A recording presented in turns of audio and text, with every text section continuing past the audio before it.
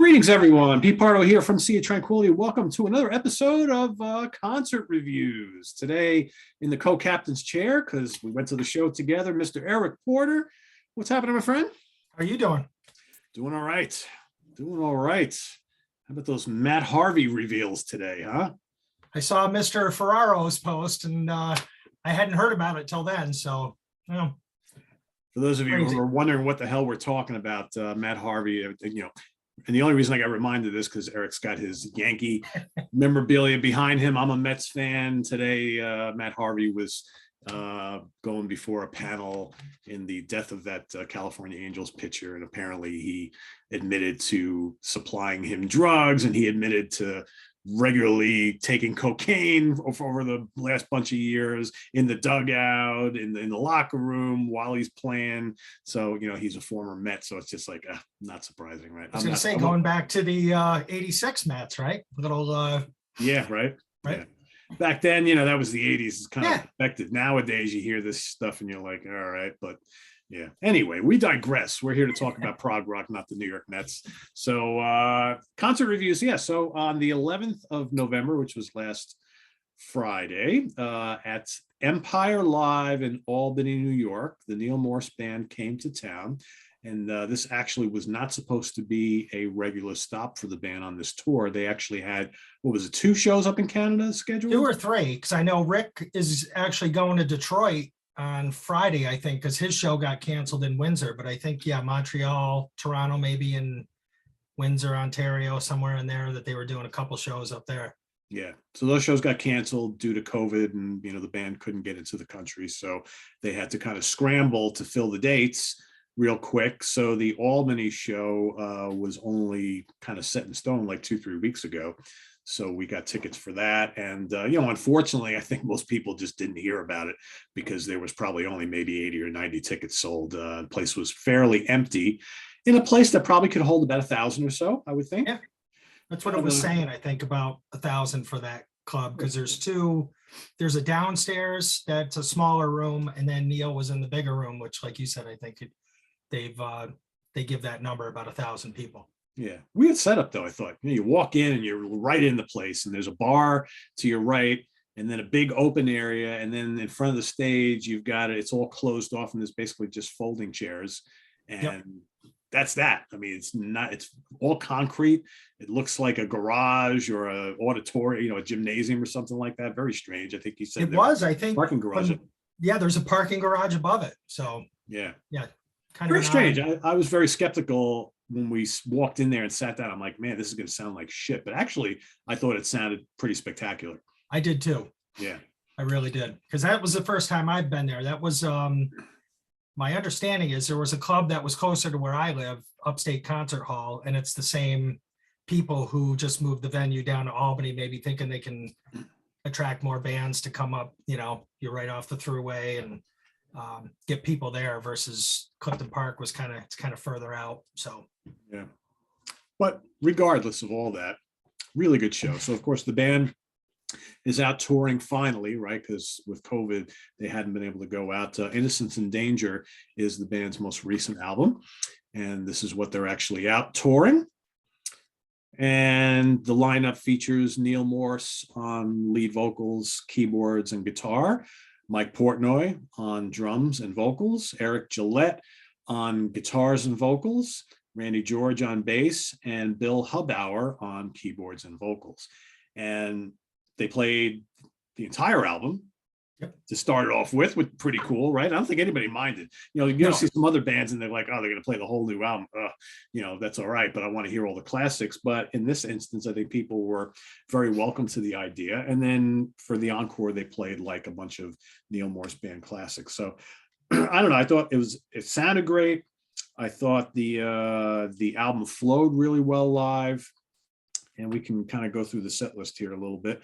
But I think before we do that, I think what really worked well for me was how everybody sang for the most part. And, normally you think of, a Neal Morse Band, you think he's doing everything, right?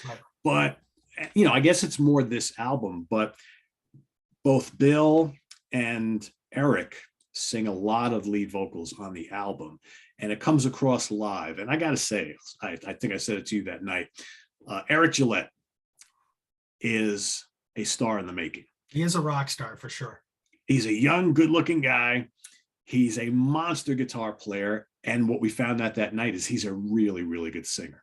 He really I'd be is. surprised if like people weren't knocking on his door. It's like, hey, how about doing a solo album? Or hey, how about guesting on my album? And Right. Because I mean, you couldn't take your eyes off the guy. I mean, he's just so amazing. He comes from, I'd say the Petrucci school of guitar playing, right? But the vocals is what amazed me. And the four of them together, I mean, not too many bands have that. And they, and you listen to it, because I sent you a clip that I found on YouTube the next day. So I'm like, okay, you walk out of there and you're hyped up from the show. But when I listen to that clip, I'm like, they just sound fantastic to have the four of them singing together. Yeah. Really amazing. And like you said, Gillette, we were on his side, so we got a pretty good look at him. And he's amazing. Like you said, vocally, he's fantastic too, but his guitar playing is stellar. Yeah. I don't think I heard a wrong note, Pete, that whole night. I certainly did from anybody, but not from, he's up there playing a million of them, right? Yeah, I didn't hear anything. The whole band rock solid, considering that this was what, the third show of the tour. Yeah, I think the fourth show. Yeah. So, really, really good. So just to go through the track list. So Do It All Again, kick things off.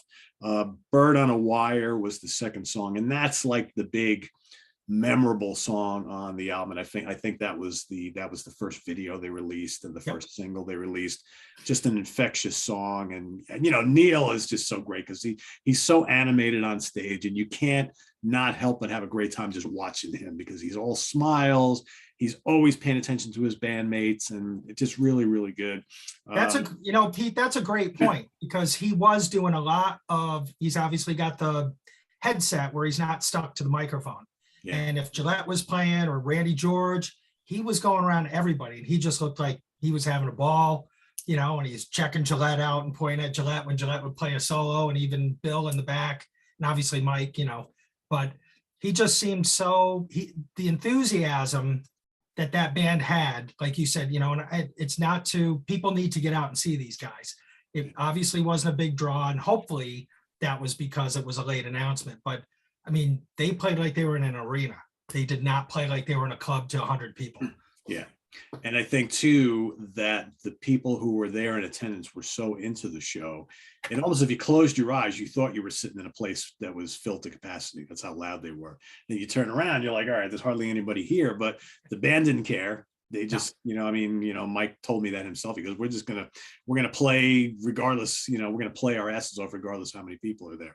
So, so from there they go, Your Place in the Sun, another great song, Another Story to Tell, The Way It Had to Be, which led into a little snippet from Pink Floyd's Breathe, which was kind of cool. And then they played, which for me was one of the highlights of the evening. I never would have thought it would have been, but they do it on the album as well. Bridge Over Troubled Water, which is of course a Simon and Garfunkel song that they absolutely killed. And it brought tears to my eyes. It was one of the best covers I've ever seen perform live. You said that to me right after it was over. You're like that. And like you said, I've obviously had the disc. I've listened to it. I was kind of surprised at first. I didn't expect it to be, when I saw it there, I'm like, wow, that's kind of an odd choice for a cover. But I'll tell you, even if it's not something that you're taking away from that CD, live was a completely different. They really nailed it live. Yeah.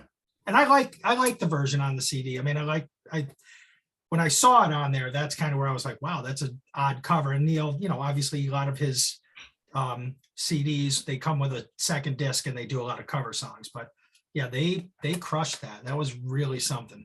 Yeah, it was emotionally just absolutely spectacular. Right. Then they played Waterfall, Not Afraid Part 2, and Beyond the Years. And Waterfall, Pete, not to interrupt, but that was kind of nice because it brought, I think Randy stepped off stage for a second, but it brought everybody up front. It was acoustic. So you got to hear the four of them sing, and play together, and that was kind of neat just to have that little break in the action. Yeah, for like 5-6 minutes or so. It was pretty cool. And Mike got to, at that point, right before they played that, Mike Portnoy talked to the audience a little bit, which was cool. You knew to expect that, which was cool. And then they finished the set off with the two. Neal's basically like, I bet you guys like epics, right? So of course, disc 2. Innocence is disc 1, Danger is disc 2 on this, Innocence and Danger, and Danger is all the epic stuff. So you have Not Afraid, which is like 20 minutes long, and then Beyond the Years, which is like a half hour long. I don't remember if they played both of them complete or not. They might have. I was not paying attention to the time whatsoever. So I mean, I think the show went at least 2.5, right? I mean, the encore was quite long too, in a good way. Yeah. But yeah, it was a long show, and it had to be at least 2.5 hours. Because I think we were there. It started like 8:02, and I think we walked outside. It was 10:20. So all right. Yeah, so it's 2 hours and 15 minutes or thereabouts. So you got to figure disc 2 here together is like 50 minutes, and so so they probably played the whole thing. Okay. Yeah, that would make sense. It went really quick though. And Not Afraid Part 2 and Beyond the Years, pretty incredible epics, and in true Neal Morse fashion. I don't find his epics boring at all. They just all sorts of crazy instrumental virtuosity, and of course the great hooks and all that kind of stuff. So really, really good. Then they went off stage and came out for the encore, and here's where you got a handful of really cool tunes from the earlier albums. So City of Destruction, which is a great song. It's one of their most notable songs. You got So Far Gone, The Ways of a Fool, Welcome to the World, Welcome to the World, Welcome to the World, Welcome to the World. I mean, it's just such a great song. If you love Spock's Beard, how can you not like this stuff? The Great Adventure, another killer song, and then A Love That Never Dies kind of finished things off. 16 tracks, you really couldn't ask for anything more. I left there what more could you have wanted, right? I guess if you want to be really greedy, you could have been like, well, it would have been kind of cool for him to dip back into the Spock's Beard catalog a little bit, but that's not what he does, right? He's moved on from that. So he's far enough along. I mean, between his solo, and he didn't even hit a solo album. It was all Neal Morse Band, which and that was fine. I had no expectation. I didn't go out. I didn't want to know it. I figured a lot of it would be from the new album, but I didn't really care what they were going to play because I'd never seen them before. Yeah. So I was just thrilled. And I think when I contacted you, I'm like, I'm going. I've never seen Spock's Beard, and I've never seen Neal Morse. So that was I can't miss for me. Yeah, I mean, this is the first time I had seen him since Transatlantic, and that was a long time ago. I saw Transatlantic when they first came out at Nearfest, and I've seen Spock's Beard a couple times, but only once with him. So so it had been 20 some odd years since I've seen Neal Morse in concert. So this was, and I've been wanting to see the Neal Morse Band for a while, because in my opinion, this band is pretty terrific. And I as much as I like his solo stuff too, this is happening. This is a really, really great band, and I've been wanting to see them for a number of years. I had the opportunities to, I just haven't been able to. Yeah, and you're closer to the city. I mean, I know they hit what was it? Sony Theater was their first show, right, in the city. Yep. So and that's just a little far for me, but I suppose from what I saw, if you've got a chance to still see them while they're out there, don't miss it. And it is, again, it was a nice, when you said Mike talked, I think I was reading through a review, and it said where Portnoy referred to the crowd as a Ronnie James Dio crowd, because you're small but mighty. So, but yeah, this was really, I'm still thrilled about it. I mean, I've been listening to the CD since, we saw it Friday night, and just getting back into it. And there's so much passion. He just, and the whole band was great, but Neal's he was having a ball. I think they all were, Yeah. I'm trying to remember, there was I think it was the last song, A Love That Never Dies. Is that the song where he like literally teared up on stage? It looked like it. Yeah. It definitely did. Yeah, I think he just was so thankful And I think in general, and again, I don't think he cares whether there's 5 people in the audience or 500. He's just so thankful that people want to come out and share in his experience, because I think that's what this is all about for him. And I don't get the impression that this is a job, this is a career, this is his life, this is, you know, his experience, and you know, his spirituality always kind of comes through, whether it's your spirituality, the way you believe in things or not. It's hard not to be moved by him and the love that kind of comes out of him through his music. And I remember, this was a number of years ago. I remember when he left Spock's Beard and he started up, you know, the Neal Morse solo project. And, you know, those early albums are very religious and spiritual, big time. And I remember at first I was a little taken aback by that, because, you know, not that musically it was great, I loved it. Sure. But man, it was just so much for me. And I'm like, oh man. And so at first I was kind of like, yeah, I really want to love this, but there's like a blocker up for me. But then I remember getting a hold of, the record label sent me a live DVD of, I think it was one of the early Morse Fest shows that they had, where they released the whole thing on DVD. And I remember saying, all right, I'm going to watch this. I'm going to review it. You know, I was looking forward to it. I was like, hey, you know, sure to be great. And, but still in the back of my mind thinking, all right, is the message of the whole, you know, is it going to be a little much? And just by watching it, completely changed my perspective totally. I was so moved by it. I was like, all right, you know, even though, you know, all the lyrics and the story behind everything, that's Neal's deal. I get it.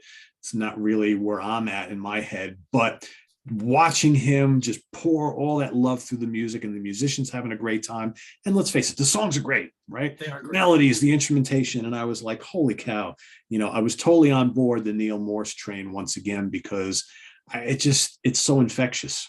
You know, regardless of what your beliefs are, how can you not be moved by this guy and his music? That's the way I felt the other night.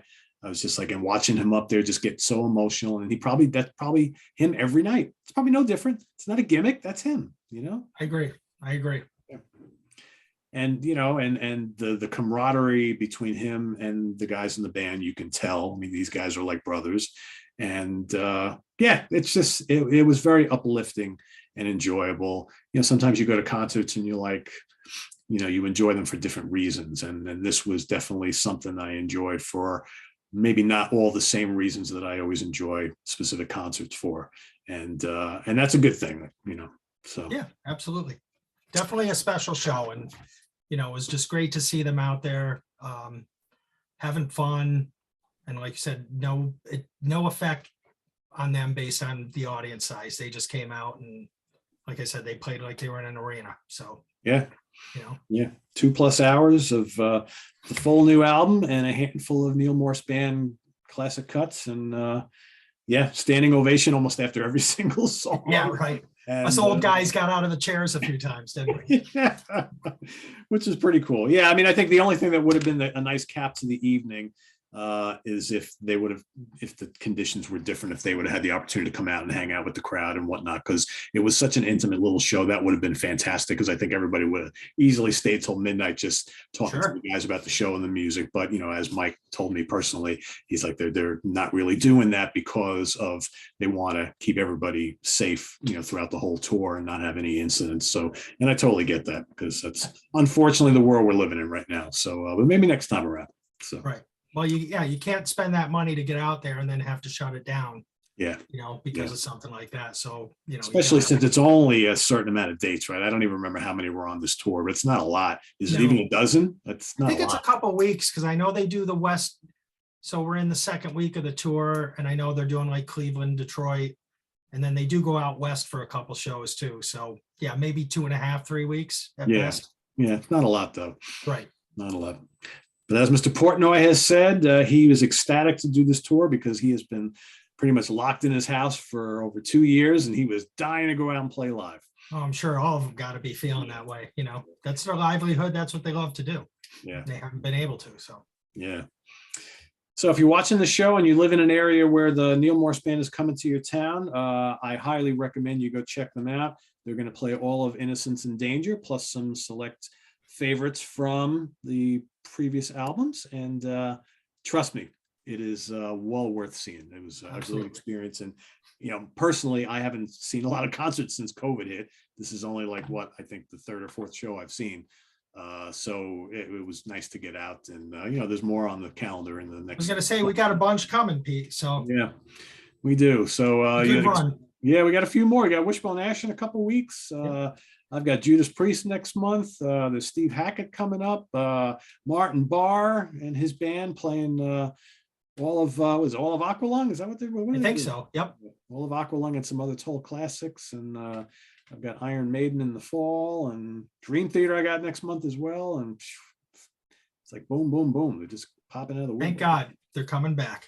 They're coming back. So stay tuned for more concert reviews coming up in the weeks ahead. So visit us on the web at www.seatranquility.org. We're on Facebook, we're on Twitter. Of course, we're here on this thing called YouTube all together, all the time, all the damn time, as a matter of fact. For Eric Porter, I am Pete Pardo. Thanks for watching, everybody, and we'll see you here real soon. Take care. Bye-bye. Have a good night.